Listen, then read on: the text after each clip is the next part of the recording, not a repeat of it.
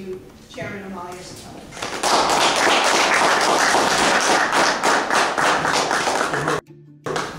Thank you.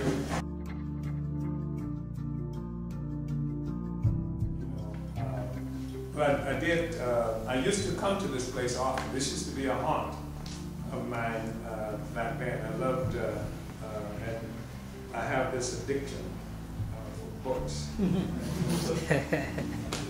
I want to say in terms of my own history that makes, I think, this book significant is that I am a revolutionary, and I mean that in the literal sense of the word. And I lived through and participated in a revolutionary period in this country. It was a period that did not exist in this country in isolation. In fact, at the time, the Chinese described what was happening in the world as revolution being the main trend.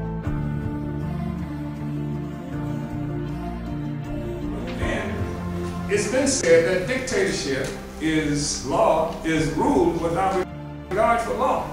And that's exactly what we see when we see this kind of thing that was happening. So the revolutionary movement was crushed.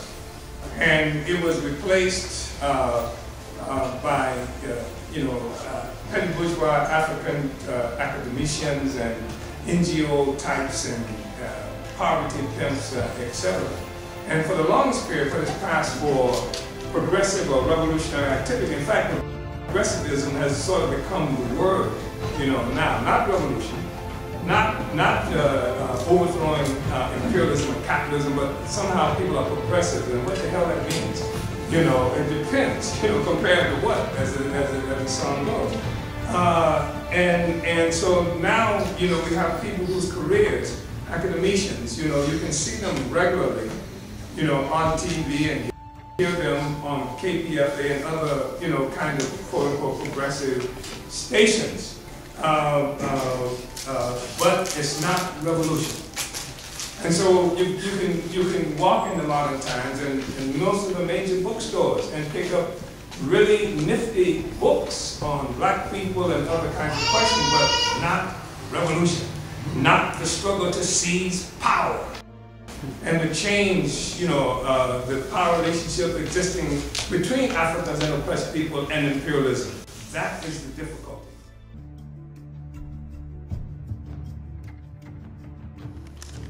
It's a blessing to be here with you, and from our perspective at Poor Magazine, there's a lot of lives that are going on about basically our brothers and sisters in Libya. And first of all, we'd love to honor that you're doing a book and what the name of the book is. So, One People, One Party, One Destiny, Political Report of the 5th Congress of the African Peoples Socialist Party, USA. But we'd love to hear your perspective on Libya. Well, first of all, everything that the USA is saying is a lie about Libya. And everything that the so-called coalition is saying, they're a group of thugs who are extremely concerned about the shifting balance of power in North Africa and the Middle East as a consequence of what is transpiring even now in Egypt, Tunisia, Bahrain, Oman, etc. What that means in terms of the growing strength of forces like Iran and Libya, who are hardline on the Palestinian question, among other things. And of course the Iranians, who've had their own experience with U.S. imperialism for a number of years, having inherited the Shah of Iran as a consequence of the legitimate government of Mohammad Mossadegh being overthrown in 1954-55 by the United States government. And I think that that's part of the issue, that the strategic value of Israel and the whole region, that most of the quote-unquote Western world relies on for petroleum resources, etc.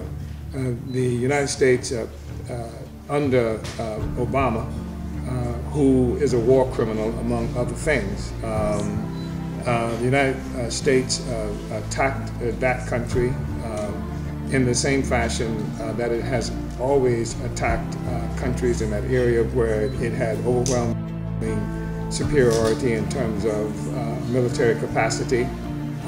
They claim to have been doing that for humanitarian reasons to protect the Libyan people from Gaddafi on the one hand, even as their puppet forces in Yemen were gunning down, massacring, like hundreds of people there.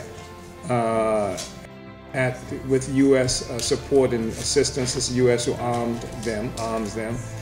Even as Saudi Arabia was sending troops in to put down by military force demonstrators in Bahrain, where the Fifth Fleet is based, that is of such strategic significance to the United States. So it's all a lie in terms of why they attacked that country, and especially when you look at the fact that they said that they were going to stop Gaddafi from massacring people in the eastern part of Libya, Benghazi, but they're bombing Tripoli, the capital, which is miles and miles away from that. So it's a bogus claim, and their objective again is to stop Gaddafi, overturn the government if they can, and put a puppet regime in place. Now I also want to say that these so-called rebels, just several days ago, perhaps a week or more ago, British commandos were captured by farmers in Libya. And these guys were not rebels. They were not Libyans. They were Brits. And these are forces that are led and armed by so-called Western military forces. So it's a bogus, all up and down. It's bogus. Part of it is just fighting to maintain. For giving us the opportunity for this knowledge, which I come from Oakland in a very poor barrio, ghetto. We sometimes we don't even know who owns the real estate in our communities, right? But one of the things, and even some of the stuff that's coming out in the corporate media, it's really like misguided. But one of the things that I was surprised how, compared to Egypt, how quickly the U.S. responded with violence, and especially with bombarding and throwing missiles at the Libyan population. Can you talk to you a little bit about that? Yes, because Egypt, in fact, the attack on Libya, in part, is a response to what they lost or what they may be losing in Egypt. But Libya, which is an extremely contradictory regime, in the sense that Gaddafi has done some things that people consider positive. He supported the IRA, he supported many other kinds of Palestinians. If we are hardcore on the Palestinian question, he supports the notion of African unity, etc. But he's also done some other, strange stuff in the view, in my view, in the view of some other people. But in terms of its strategic significance, when the U.S. is in trouble in Egypt, which means Israel is in trouble. When the U.S. is in trouble in places like Bahrain, where the Fifth Fleet is there to protect that to protect all those regimes that are in place. When the U.S. is in trouble in Yemen, that they've been propping up, for all of this time, all of the forces who were close, and in many instances satellites of U.S. imperialism, when they're on the losing end, what that means in part is, by comparison, forces that they hate and have real serious issues and problems with are growing in strength, such as Iran. They've attempted to do the same thing in Iran that they started in Libya. They attempted to do the same thing there. Now, Iran is a hard line around the Palestinian question, but also the U.S. attack on Iraq has given Iran tremendous strength.